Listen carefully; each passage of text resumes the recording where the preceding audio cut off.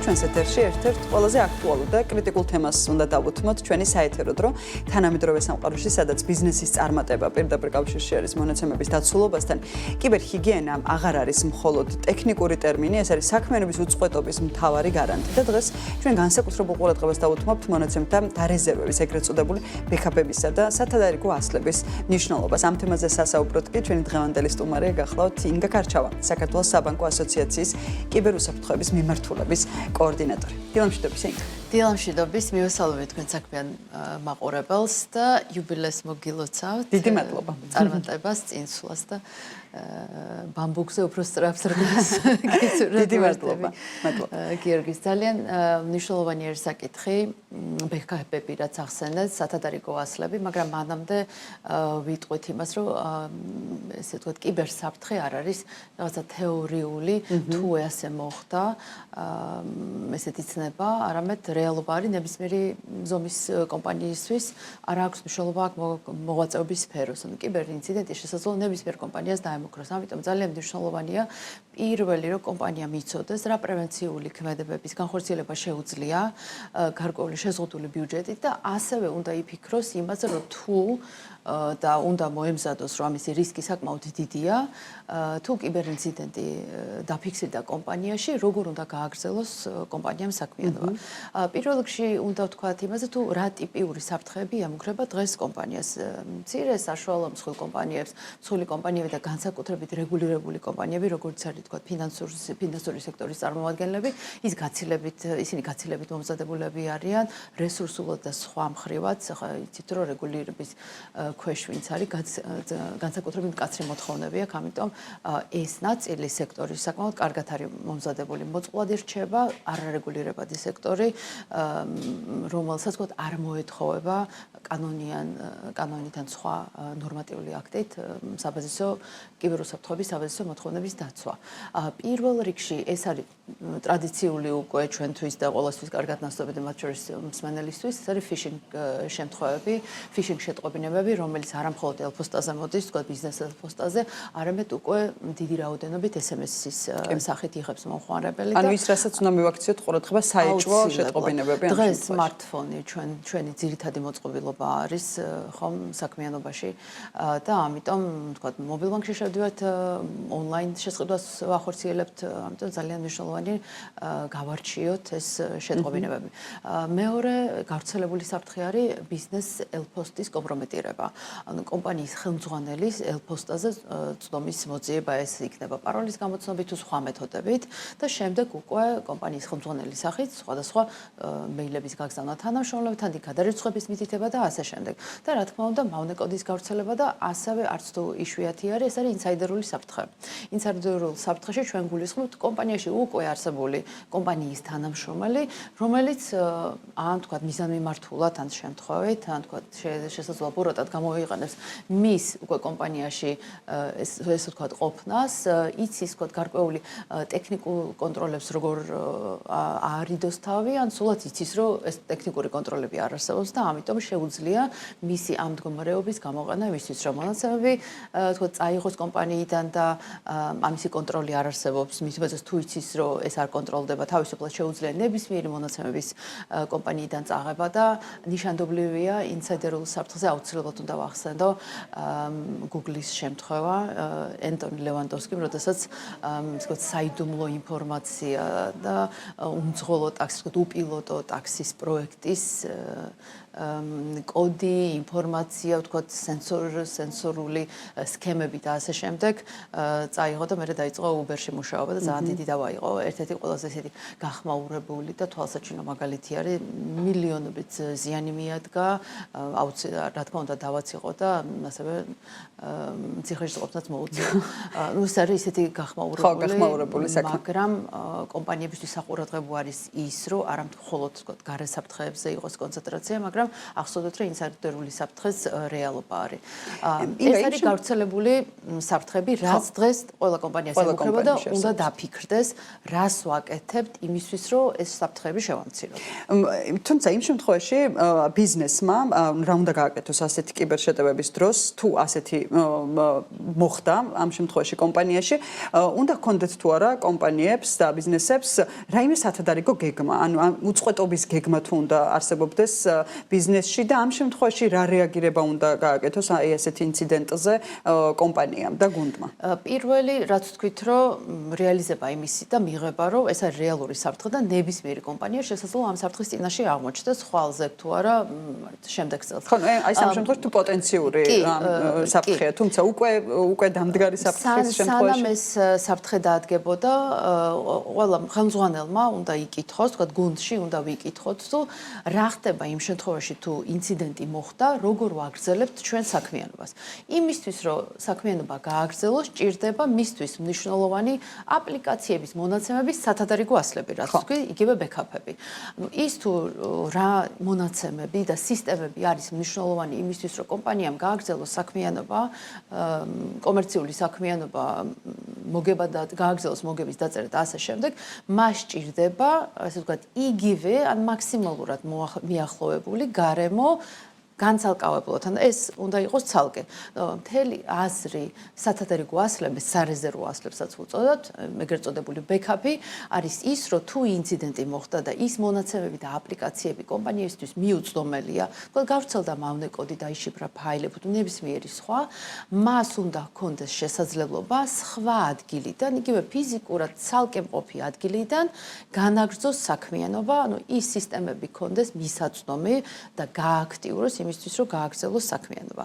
ერთის მხრივ პირველი რომ უნდა განახორციელოს ტექნიკური შეზღუდვები იმისთვის, რომ ეს ინციდენტის რაოდენობა იყოს ნაკლები და ამაში ჩვენ რას გულისხმობთ? ძალიან ელემენტარული და მარტივი სისტემებზე დააყენოს განახლებები მუდმივად, იმიტომ რომ დიდი რაოდენობა ინციდენტების ხდება სწორედ განუახლებელ და მოძველებულ სისტემაზე.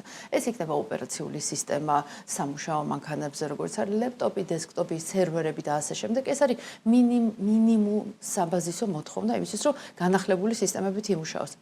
მეორე ის მონაცემები, მონაცემთა ბაზა, რომელიც კრიტიკული არის კომპანიის საქმიანობისთვის და ყველა სხვადასხვა მონაცემები აქვს, ხო ვთქვათ, ჯანდაცვის სექტორისთვის სხვა არის, ტელკო სხვა და ენერგეტიკის სხვა და სხვა, ის კრიტიკული მონაცემები დააზღვიოს, ანუ მისი აქტუალური მიმდინარე მდგომარეობით ასლი უნდა გქონდეს ცალკე.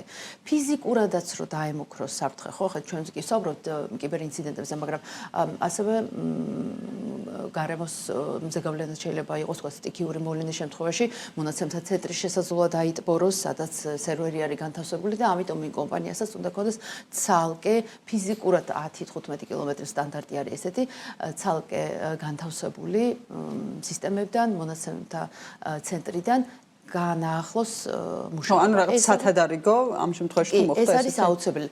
პირველი ვსაუბრობთ იმაზე, თუ გამსხვილებლად თუ შევხედავთ კომპანიებისთვის რეკომენდაცია არის, რომ მაქსიმალურად შეამცირონ ინციდენტების რაოდენობა და ამას რითი ვაკეთებთ? აუცილებლად განახლებული სისტემები უნდა იყოს, აუცილებლად ცნობიერება, მათ შორის ფიშინგთან მიმართებით, მათ შორის თქვა ნაცნობი მიმღებისგან, ერთი შეხედვით ნაცნობი მიმღებისგან, ისეთი მითითება, რომ სწრაფად გადავიდნენ მულზე შეცვალონ მათი პაროლი, იქნება ეს ელფოსტაში შესასვლელი პაროლი თუ სხვა სამართავი მათთვის კრიტიკული აპლიკაციის მომხმარებელი შეცვალონ პაროლი და აუცილებლად საყურადღებო არის ფინანსური მენეჯერებისთვის და ბუღალტერისთვის გავრცელებული არის მითითება, რომ სხვა ანგარიშზე გადაირიცხოს თანხები.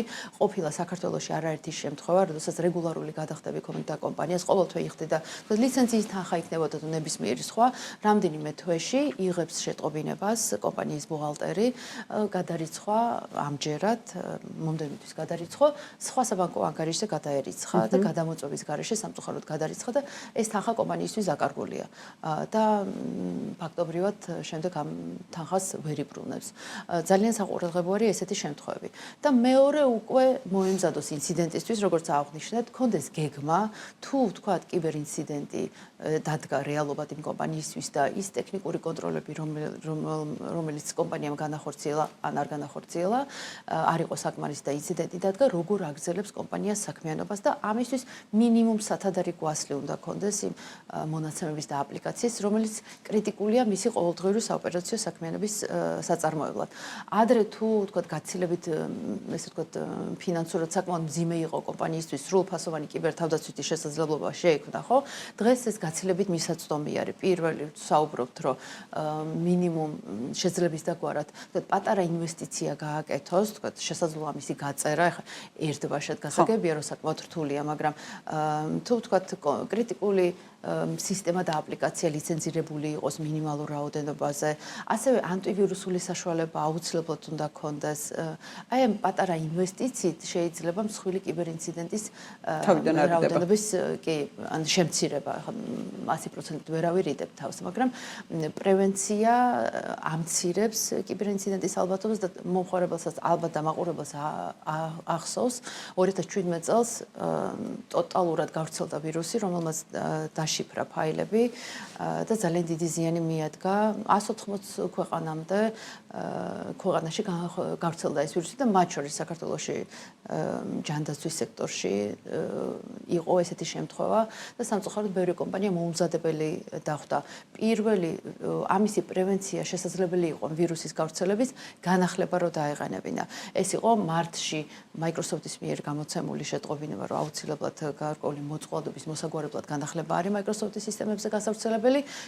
ბევრმა კომპანიამ ეს უგულებელყო და ჩვენ ნახეთ ტოტალური ესეთი სავალალო შედეგი. კიდევ ერთხელ აღვნიშნო, რომ ძალიან მნიშვნელოვანია განახლებების დაყენება სისტემებზე და ამხელა მასშტაბის გავრცელება არ იქნებოდა ეს მარტივი წესი რო გაითვალისწინებით და იმის თქმა მინდა, რომ ჩვენთან მხოლოდ პრობლემა არ არის გლობალურად არის პრობლემა განახლებების დაყენება და მეორე სათადარი გვასლები. აქვე უნდა აღვნიშნო, რომ დღეს შესაძლოა კომპანიას არ ყავდეს ცალკე, თქვათ, IT გუნდი, ინფორმაციული უსაფრთხოების მენეჯერი და ბევრი კომპანია მიმართავს აუთსორსულ მომსახურებას და დგება ხელშეკრულება მომსახურების შესახებ. შესაძლოა იქ იყოს მითითებული და კონდეს თუ კომპანიას არ აქვს აუცილებლად საბაზისო უსაფრთხოების მოთხოვნების მუხლი უნდა იყოს ხელშეკრულებაში. შესაძლოა და მინახავს ისეთი ხელშეკრულებები, სადაც არის ვალდებულებად, რომ სათადარიგო ასლები შეიქმნას, მაგრამ პირველი რომ კომპანია არ აკონტროლებს ამას, ანუ დამკვეთი არ აკონტროლებს, რამდენად კეთდება თუ არა სათადარიგო ასლები და რაც მნიშვნელოვანია, თუ სათადარიგო ასლები კეთდება და ამის შეტყობინება აქვს, არ ხდება ამ სათადარიგო ასლების შემოწმება. თქვა სათადარიგო ასლი ბექაპი გაკეთდა, მაგრამ რამდენად ვარგისია ის, ამისთვის არსებობს პრაქტიკა შემოწმების გარკვეული პერიოდულობით, თუნდაც კვარტალში ერთხელ შემოწმდეს მოხდეს ასლის აღდგენა და აუთსორს კომპანიამ ამის შესახებ პირველი რომ უნდა ჩაატაროს ასლის აღდგენა, კარგი იქნება თუ კომპანიის წარმომადგენელიც ამას დაესწრება და ამისი თქო რწმუნება იყოს, რომ ნამდვილად ის სათადარიგო ასლები, რომელსაც აკეთებს დააუთსორსებული კომპანია, ის ნამდვილად ვარგისია და იმ შემთხვევაში თუ კომპანიას შემთხვევა კიბერინციდენტი, ეს ასლები მისთვის იქნება მისაწვდომი. აი ეს არის ძალიან მნიშვნელოვანი. ამ შემთხვევაში რაც ყველაზე მნიშვნელოვანია ალბათ ბიზნესმა გაითვალისწინოს არის განახლება ერთი ყველა სისტემის და განახლება ამ შემთხვევაში ახალი თაობის მონაცემებით და არა რაიმე მოძველებული ან წინა თაობის აუცილებელია. კარგი სტანდარტი, ესე ვთქვათ, წიგნი, სტანდარტი და უსაფრთხოების ჩარჩო გვეუბნება, რომ კომპანია იდეალურ შემთხვევაში, მაგრამ ამ იდეალურს ბევრი ვერ აღწევს მსხვილი კომპანიაც, რომ ის მოწყობილობები, რომელიც არის მოძველებული და წარმოებელი მასზე განახლებებს არ უშვებს, მსგავსი მოწყობილობები და პროგრამული უზრუნველყოფა კრიტიკული საქმიანობისთვის არ უნდა გამოიყენებოდეს. ეს არის კარგი რჩევა, მაგრამ ჩვენ ვიცით ხო, რომ იდეალურისგან შორვართ, ამიტომ ეს უკვე მაკომპენსირებელი ქმედებები უნდა განახორციელოს კომპანიამ. შეძლების დაგვარად მინიმუმ განახლებები მაინც დააყენოს და მეორე შეზღუდოს წვდომა მსგავს მოძველებულ მოწყობილობებზე, რომლებზეც ან განახლება არ გამოდის, ან თქვა წარმოებელმა შეწყვიტა თვითონ მოწყობილობის გამოშვება. შეზღუდოს მასზე ფიზიკურადაც წვდომა და სისტემურადაც მხოლოდ კონკრეტულ ადამიანს, ადამიანთან ჯგუფს შეიძლება ქონდეს წვდომა ამ მოწყობილობაზე და ასევე ინტერნეტშიც ესე თქვა ფართოდ გასვლა არ უნდა ქონდეს. აი ეს არის მინიმალური მოთხოვნები თუ კომპანია დაიცავს პირველი რომ ინციდენტების რაოდენობა შემცირდება, თუნდაც განახლებების დაყენებით და ის მოწყვლადობები, რაც მომწოდებლებისთვის დღეს არის ცნობილი, იმას მაინც დაფარავს და მეორე კონდეს სათადარიგო გეგმა იმ შემთხვევისთვის თუ კიბერინციდენტის წინაშე დადგა კომპანია. ინგა, მადლობა. ტრადიციულად ძალიან საინტერესო რჩევებისთვის და ხო, ინტერნეტი ალბათ ერთ-ერთი ყველაზე დიდი საფრთხეა ამ შემთხვევაში კომპანიებისათვის კიბერ თავდასხმის ნაწილში და ჩვენს შემდეგი თემა სწორედ ინტერნეტს ეხება, რომელიც თიკონ ატმულაძემ სიუჟეტი მოგვემზადა. ინგა ქარჩავა, საქართველოს საბანკო ასოციაციის კიბერუსაფრთხოების მიმართულების კოორდინატორი იყო ჩვენთან ერთად.